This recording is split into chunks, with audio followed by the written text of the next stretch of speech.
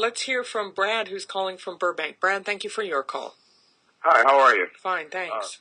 For the last 6 years, we have a program called Be Good to Women Day, which was spawned out of a radio program that I used to have, a nationally syndicated radio program for about 22 years or so called On the Phone with Tyrone. And routinely, women would call up for advice, and there was a lot of comedy involved in it and all that stuff. And I would simply say, well, if the man is beating you, he's mistreating you, walk away, just leave. And one day a lady called and said, no, you cannot do that. Because once the woman leaves the home, she is susceptible to the element of surprise. When that woman is in the home with the batterer, at least she knows what time he gets off work, what time she can expect him to be home, what time certain things take place. There's a routine involved. And once the woman leaves the home, she can be accosted at work, on the street. He can stalk her. And if you go online and Google domestic violence info, you'll find that 70% of the women who leave battered homes end up dead. All right. Killed by their abuser. Brad, so it's not this thing of, oh, well, he's doing wrong, I can just walk away. You can't walk away. Brad, thank you. And in fact, Olivia Klaus, the director of Sin by Silence, you spend a lot of time talking about how women put themselves, as Brad was pointing out, at greater risk in a way by leaving. Definitely, and we go into that in the film where it's a term they called separation assault.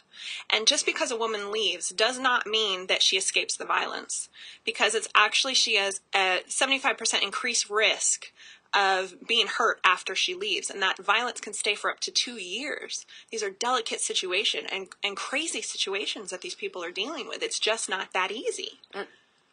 And some of the things that you'll see is someone who is really perpetrating abuse continues to perpetrate it through the court system in child custody cases. And those cases are terrible, with costs upwards of $500,000 to try to be able to keep your children. There's a call from Enrique in Westwood, Alyce, LaViolette, who says, well, don't forget men who are victims of domestic violence. What percentage of the incidences is this, and is there any recourse for these victims? Absolutely. There's a shelter that takes battered men in Antelope Valley. There are shelters that provide counseling services or hotel vouchers.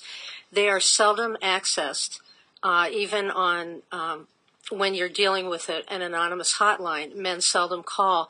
And the estimates are that anywhere from maybe 5 to 20% of victims of domestic violence are men, depending on the research you read, and anywhere from 80 to 95%, particularly when you look at severe violence. The data's been misused over time, and they're looking at they're actually throwing isolated acts of aggression and not looking at whether it's in a context of abuse and counting that in the numbers. So, Brenda Clubine, when you watched this documentary, Sin by Silence, you've been out of prison for 8 years now. You spent 26 years there. What did you think when you saw this? It's been 8 months now. Believable, I can't believe that. But seeing it in person on the screen was very profound for me, because this film allowed the women of convicted women against abuse to have a voice. It allows them to share and hopefully educate people on the ultimate consequences of violence and what their nightmare led them to. It led them to the point where they had to protect their life. And I feel as though, it's like a proud mother with her chickens, that I worked hard to start that group, and I am so amazed and so proud of all the women. Let's hear from North Hills, where Marcia's on the line. Marcia, thanks for your call. Hi. I've been a victim of domestic violence for a better part of 18 years.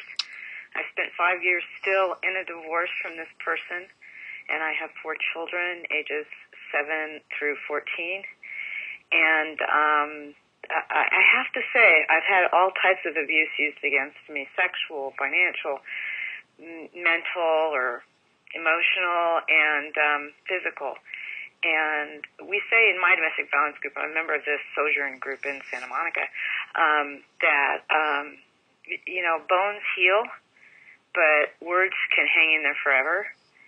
And I was giving an example to somebody of just what's been done to my children. Children who are all of them extremely gifted, We had them tested for one reason or another, and very talented, and one of them built a little structure out of Legos. It took him 2 or 3 days to build, and it was, we're talking 1,000 Legos. Dad got angry with the son and just threw it against the wall and broke it into 1,000,000 pieces. Marcia, you bring up a good point. Our time is running short, but I do want to ask Olivia Klaus about that, the things, the abuse that doesn't show. Yes, and that is the one thing that a lot of people resort to, is they always think it's just slapping or hitting. But actually the words and the verbal and emotional abuse hurt the worst. And that is the one thing I see in these women in Sin by Silence, is that they have been away from their abusers for 20 years now. They've been in prison, and they are still crying to this day like it was the first day. And they have been separated from that abuse and from the physical violence, but those words are still with them, and their identities are still broken from those words that happened 20 years ago. Ladies, I want to thank you for being here, and thank all of you for your calls. You can keep letting us know your thoughts at the Pat Morrison blog at kpcc.org. Olivia Klaus is director and producer of Sin by Silence, the documentary about the Women's Support Group for Victims of Domestic Violence. Brenda Clubine organized that group behind bars. She has been out for 8 months after 26 years behind bars. They'll be showing the documentary around Southern California and holding a panel to hear from you about your questions, comments, and concerns. And Alyce LaViolette is a domestic violence counselor and an expert witness at Brenda Clubine's trial. Thank you all for being here.